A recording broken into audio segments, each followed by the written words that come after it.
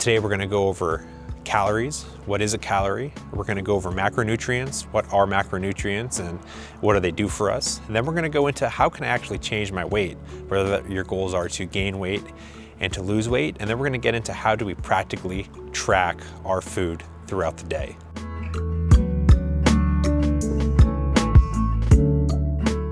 Our first topic of the day is what is a calorie? Now, it's very simple. A calorie is simply energy. One small calorie is enough energy to heat up 1 gram of water, 1 degree Celsius. What we track food in the US, we track them in large calories. So you see that written with the big C, capital C, or a K, as in 1,000 calories. And that consists of 1,000 small calories. So for the purposes of this video, when we're talking about calories, we're gonna be talking about big calories or kilocalories. And we get energy from calories.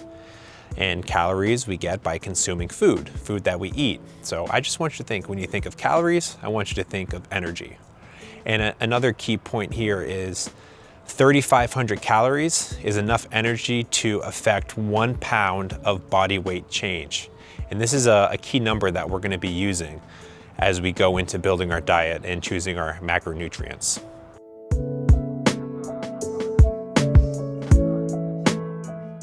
Now let's talk a little bit about macronutrients. There are 3 macro groups. 1, you have your carbohydrates, known as carbs. Number 2, you have protein. And number 3, you have fat. Carbs and protein have the same energy density. 1 gram of carb and 1 gram of protein consists 4 calories per gram. The fat is going to be our densest energy source. Fat has 9 calories per gram. Now let's go into carbohydrates a little bit. Carbs' main function is fuel. It's our body's preferred fuel source. It gets broken down into sugars, glucose, and that's what's in your blood, and that's where we get our energy from. So some example of carb sources, we have potatoes, we have rice, we have sourdough bread, and we have fruit. So when we're thinking of macronutrients, we can think of carbs as our primary energy source. Now, if you're trying to follow a ketogenic diet, it's a little bit different. For the purposes of this video, we're gonna look at carbohydrates as our main source of energy. The next macronutrient we're gonna be looking at is protein. Now, protein is used to build and repair muscle tissue. It's used in a lot of different enzymes that your body makes, and it can also catalyze internal chemical reactions. So protein is a very important macronutrient, especially if you're trying to build muscle and maintain muscle. And you get protein from foods like meat and dairy, eggs, fish. Another point talking about protein, not all protein sources are made equally. So protein is made up of amino acids, and there are 9 essential amino acids. And this basically means that your body cannot make these amino acids. So you have to get it from an exogenous source. You have to eat it. So when we're looking at protein sources, we want to choose proteins that are complete proteins, meaning they have the necessary amino acids, and kind of stay away from incomplete protein sources, or if you are eating a lot of incomplete protein sources, making sure you're supplementing the amino acids that you're missing. So our complete protein sources that are going to be easiest for your body to digest, we're going to look at our whey protein, eggs, milk, and a lot of our animal protein too, so fish, beef, and chicken. And then some of our poorer quality protein, meaning they don't have as a robust amino acid profile, we're going to look at peanuts and beans. So you want to stick to your protein sources that are more complete and that are more bioavailable. The last macronutrient we're going to look at is fat. Fat's primary usage is energy storage, but it's also really important for hormone regulation and production and your cell membranes. Every single one of your cell membranes has a lipid bilayer that's made of fat. So a lot of people demonize fat. You can't really demonize one macronutrient group. They all work together. When we're looking at fats, you get fats from animal fats, you get fats from different types of oil, you get fat from egg yolks, butter, etc. Now, some people, if they're following a ketogenic diet or a carnivore diet, fat can be used as a primary energy source, and this is when you're in ketosis.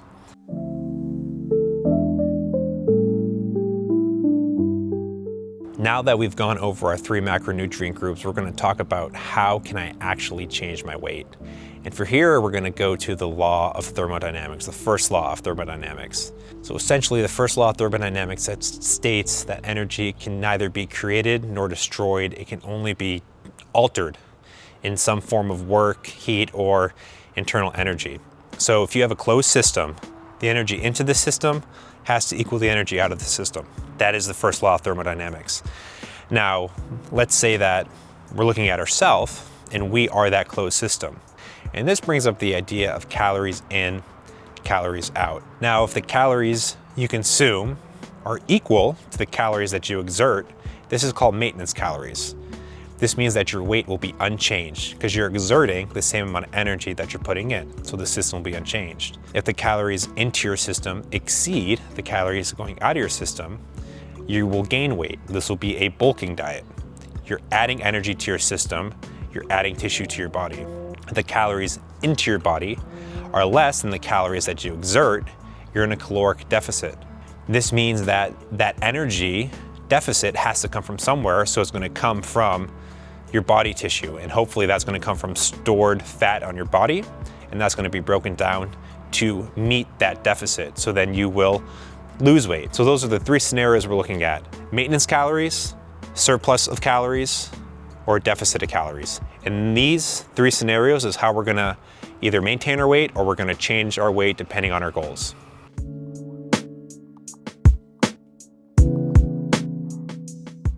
So now that we have a basic understanding of calories, how calories affect our body weight, and macronutrients, how can we combine all this information to build a diet for ourselves? So step 1, we need to calculate our daily caloric expenditure. This is an estimate of how much energy that you burn throughout a day. To do this, I recommend going online and using a calculator. And in this calculator, you can input your height, your weight, your gender, and your age, and activity level, and it'll give you an estimate of how many calories that you're burning throughout the day. So I'll put a link to that in the description. Go there and calculate your estimate. Once we have our calculated caloric expenditure throughout the day, we need to try to determine our goal. So if our goal is to maintain our weight, then we want to eat the amount of calories that we burn. So we're going to go by our estimate, and that's how many calories we need to eat a day. If we want to gain weight, we want to take that number and add calories to it. If we want to lose weight, we need to take that number and subtract calories to it. Now remember, 3,500 calories is enough energy to change 1 pound of body weight. So if we're looking at a week, 7 days in a week, 3,500 calories divided by 7 days is 500 calories a day. So if you want to gain a pound a week, you need to eat a surplus of 500 calories. If you want to lose a pound a week, you want to eat in a deficit of 500 calories. If you want to gain half a pound a week, take that number divided by 2. You want to eat 250 extra calories, and vice versa if you're trying to lose. So that's how we determine our calorie goal. We want to add or subtract from our estimated daily expenditure. Once we have our goal calories calculated, we need to choose our macronutrients. So the first macronutrients we need to allot calories to is protein. I recommend eating 0.8 grams to 1 gram of protein per pound of goal body weight. So a 200-pound person, if they want to stay 200 pounds, he should eat 200 grams of protein. And then from there, we'll subtract our protein calories out, and then we'll give the remaining calories to fat and carbs. Now, truly the fat and carb ratio doesn't matter. It's going to depend on your individual needs. Starting out, if you're new to this, I'd recommend splitting your carbs and fat 50-50. So take your remaining calories, allot 50% of them to carbs and 50% of them to fat, and that's where you're going to figure out your carb and fat goals. And this can seem like a lot, but we're going to go through an example of exactly how to do this.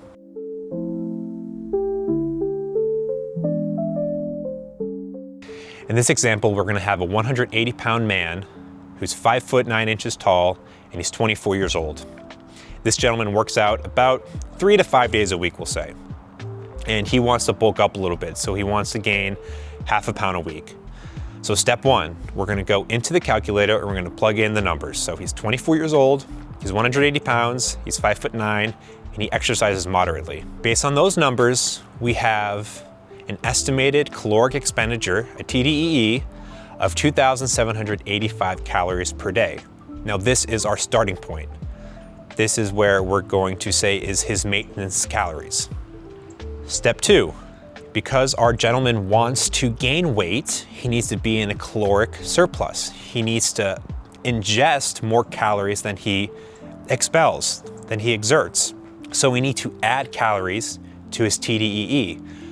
Because he wants to gain half a pound a week, right? 3,500 calories divided by 7 is 500 calories a day for 1 pound. 3,500 calories is 1 pound.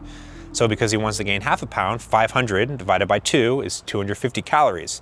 So we take his TDEE, add 250 calories to it, and in order for him to gain half a pound a week, he'll have to eat 3,045 calories a day. Now that we figured out how many calories he needs to eat, we need to figure out his macronutrient goals. So he wants to weigh 200 pounds. Remember, 1 gram per pound of body weight, he needs to eat 200 grams of protein a day. So if he eats 200 grams of protein a day, that's going to equal 800 calories. And remember, his goal is to eat 3,045 calories a day. So 3,045 minus 800 leaves him with 2,245 calories per day. That's how many calories he has left once he's eaten his protein. Like I said before, if you're starting out, I recommend splitting your remaining calories 50-50 between fat and carbs. So if you take your remaining 2,245 calories, divide that by 2, you'll have 1,122 calories. You take that 1,022 calories, right? Divide it by 4 for carbohydrates because there are 4 calories and 1 gram of carbs, and that gives him a goal of 280 grams of carbs. And then you take that same number, 1,022, divided by 9, because there are 9 calories and 1 gram of fat, and that equals 125 grams of fat. So we did it. We built a diet for this imaginary person. In order for him to gain half a pound a week, he needs to eat 3,045 calories per day, of which 200 grams of protein, 280 grams of carbs, and 125 grams of fat. If he sticks to these goals, he will gain about half a pound a week, and because he's eating adequate protein, he's going to be able to build muscle if he is following a good resistance training program. Now, a couple of caveats here. This is just a starting point. That estimate that we used in the beginning, the TDEE calculator, it's not going to be 100% accurate. So here's what you need to do. You need to track what you eat every day and also track your weight. And give yourself 2 weeks worth of data where you're tracking what you're eating and tracking your weight every day and see if your weight's changing.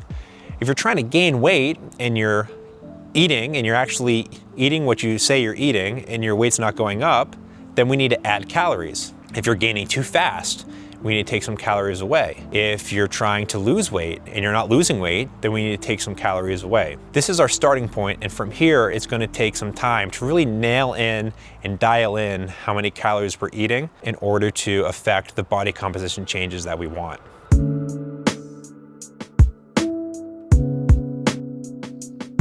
So now that you have your calorie and your macro goals, how do you actually go about tracking it? Well, I'd recommend using an app. Personally, I use the app Chronometer, and that's what I found works best for me, but there's also a lot of great apps out there. You can use MyFitnessPal and just Google different calorie tracking apps and use those apps. I would definitely recommend getting a food scale. I don't recommend using cups and tablespoons and all that. Just get a food scale, put your plate on it, zero it out, and weigh your food. Now, when you're weighing your food, you want to be cautious of meat if you're weighing it raw versus cooked. And you can do either or, just make sure that you're tracking it either as raw weight or cooked weight. It takes some practice to get good at, but if you stay disciplined with tracking your food, it'll become second nature.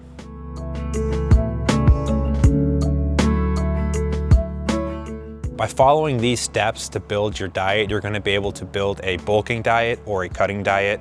And as long as you're hitting your calories and you're hitting your protein goals, you're going to be able to bulk. If you're following a good resistance training program and gain muscle or cut and maintain a lot of the muscle that you already have. So what's important is your calories, your protein, and a good solid resistance training program. If you stick to that, you're gonna be able to affect your body composition any way you want. You just have to work hard and stay disciplined. Thank you so much for watching this video. Please let me know in the comments if you have any questions or you'd like some help trying to figure out your calorie and your macro needs. And also send me some other video ideas that you'd want me to talk about. I appreciate your time. Make sure you like and subscribe. Have a great day. Thanks.